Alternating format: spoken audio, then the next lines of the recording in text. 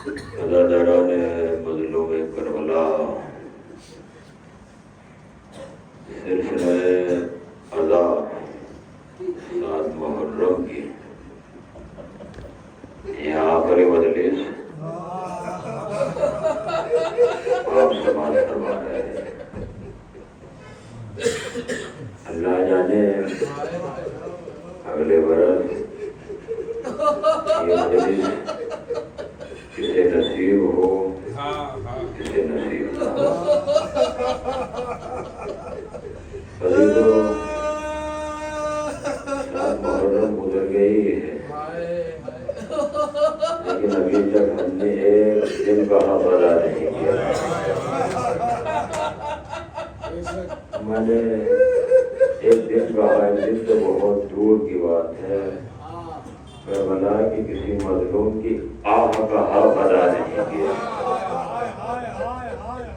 اور خدا کی قسم کوئی آہ کا حق ادا بھی نہیں کر سکتا، اس لیے کہ آپ کی آہ راحت میں ہوگی، کربلا کی والوں کی آہ مصیبت میں تھی، پیاس میں تھی، بھوک میں تھی، دھوپ میں تھی۔ اس کا حق ہم کیا ادا کر سکتے ہیں؟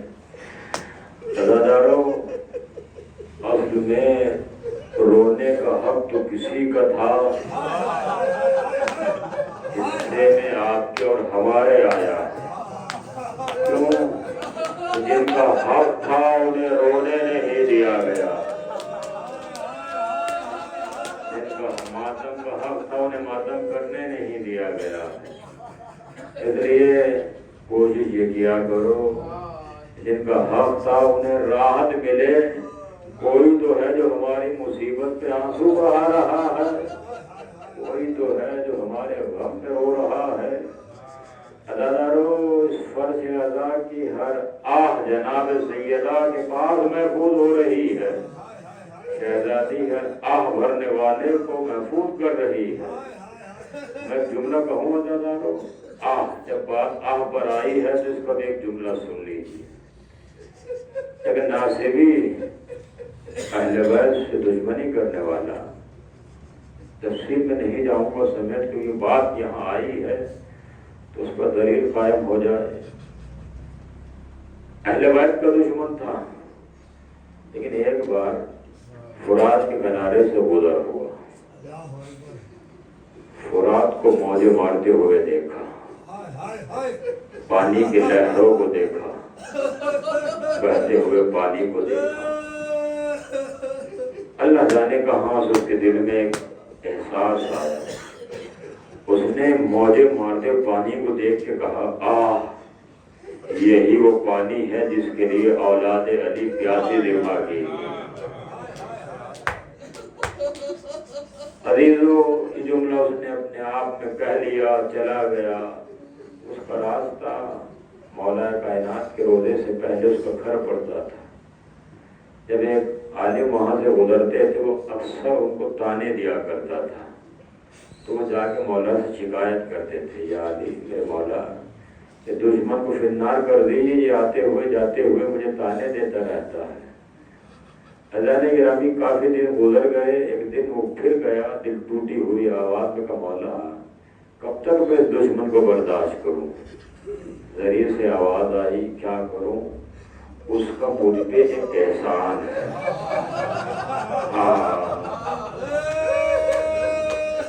خدا کی قسم، یہ ایک احساس کی منزل ہونے والوں کی نہیں ہوتی۔ کیا کروں؟ اس کا مجھ پہ ایک احسان ہے۔ مولا سے سنا، مولا، وہ ناصبی آپ کا دشمن ہے، اس کا آپ پر احسان؟ مولا بتا دیجیے تاکہ دل کو راحت مل جائے کہ آخر اس دشمن کا آپ پر کیا احسان ہے۔ تو میرے مولا نے فرمایا، وہ ایک دن فرات کے کنارے سے گزر رہا تھا، فرات کی موجوں کو دیکھ کر اس نے میرے مظلوم کی پیاس یاد کی تھی۔ اس نے ایک آہ بھر کے کہا تھا، یہی وہ پانی ہے جس کے لیے حسین پیاسے دفاع ہو گئے۔ اس کی اس آہ کا مجھ پر احسان ہے کہ اس نے میرے بچے کی پیاس ایک لمحے کے لیے یاد کی ہے۔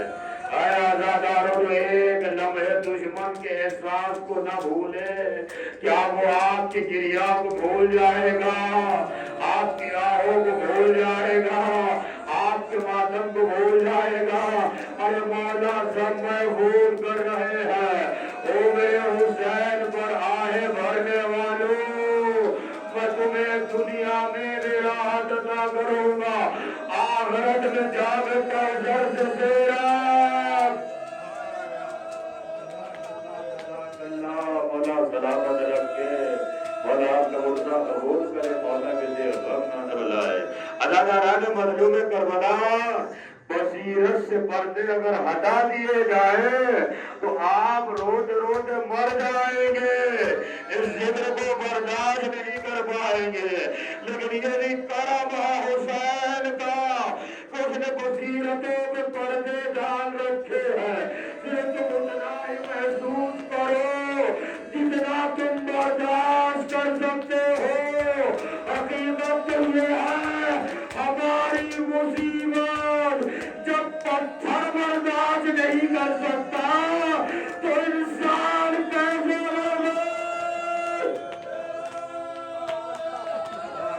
جزاک اللہ، مولا سلامت رکھے، مولا آپ کا مردہ قبول کرے، مولا کے زیر غم نظر لائے۔ عزاداران مظلوم کربلا، جناب قاسم نوشاہ کربلا حسن کا یتیم، عزادار دو منزل عرض کرنی ہے، آپ مسلسل ذکر سن رہے ہیں۔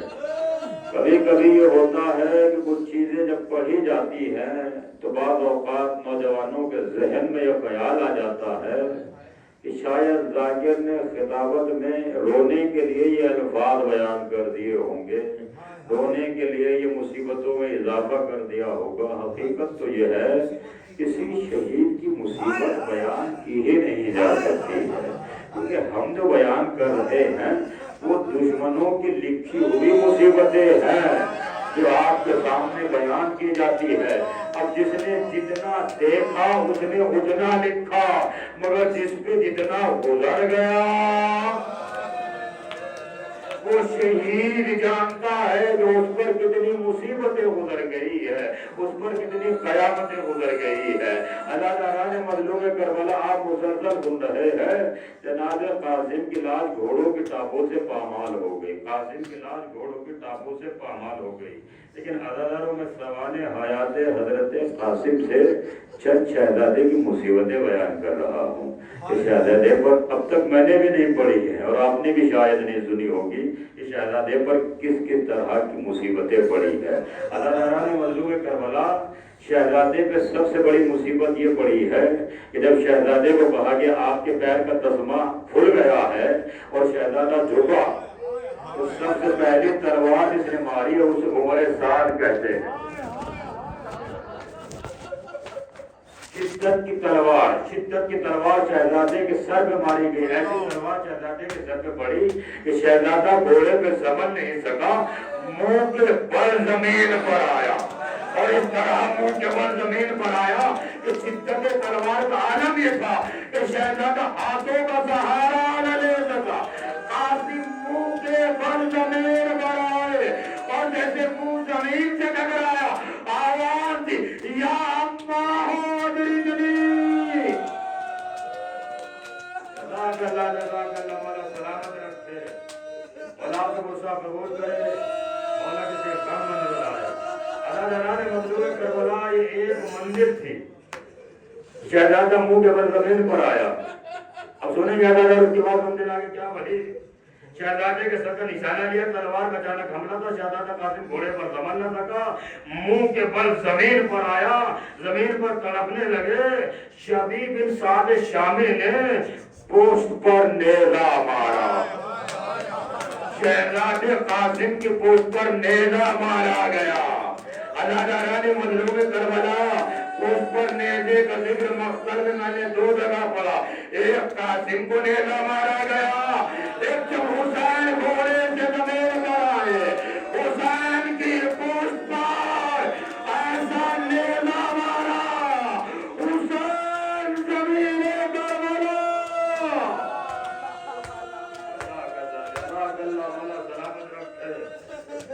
آپ کا عرصہ قبول کرے. اس پر جو نیزہ مارا گیا سینے کی طرف سے نکل گیا. اللہ اکبر. اس سے نیزہ مارا گیا شہزادے کے سینے سے نکل گیا. اللہ تعالیٰ نے مظلوم کربلا اللہ اللہ آوازی آپ ماہو ادری کی نہیں ہو جان چلے لیکن اس آنے میں کتنا ظلم ہو گیا ہے. شہزادے پر کیسے کیسے مصیبت کے پہاڑ ٹوٹ گئے ہیں. اللہ تعالیٰ نے مظلوم کربلا 35 تیر شہزادے کے جسم پر مارے گئے. اللہ کم سن کو شہید ابن شامی شامی نے خود پر نیزہ مارا جسم پیوست ہوئے. سعید بن عمر ملعون نے 3 دن کے پیاسے کے شکم میں نیزہ مارا جس سے شکم 2 نیم ہو گیا. اللہ اللہ تعالیٰ نے مظلوم کربلا اللہ اللہ 13 برس کے شہزادے پر کیا کیا ظلم ہو رہے ہیں. اللہ تعالیٰ نے مظلوم کربلا پھر یحییٰ بن وہب نے دائیں پہلو میں ایسی زور سے نیزہ مارا جو پوش کی طرف سے نکل آیا. قاسم صرف اتنا کہہ سکے یا اماں ہو ادرکنی چچا میری مدد فرمائیے. اور پھر اس کے بعد صاحب مقتل لکھتے ہیں کہ تیروں کی بوچھار میں نیزوں کی آوازوں میں گھوڑوں کی توپوں میں قاسم کی آواز اتنی دب گئی کہ پھر قاسم کی آواز کسی نے سنی نہیں ہے. بس دل تو آہستہ آہستہ آواز آ رہی تھی ادرکنی ادرکنی ادرکنی ادرکنی. ادھر گھوڑے دوڑ رہے تھے قاسم آواز دے رہے تھے چچا ذرا جلدی کیجیے چچا ذرا جلدی کیجیے. آئے قاسم گھوڑوں سے پامال ہوئے. حمید ابن مسلم کہتا ہے جب حسین آئے جسم قاسم نہیں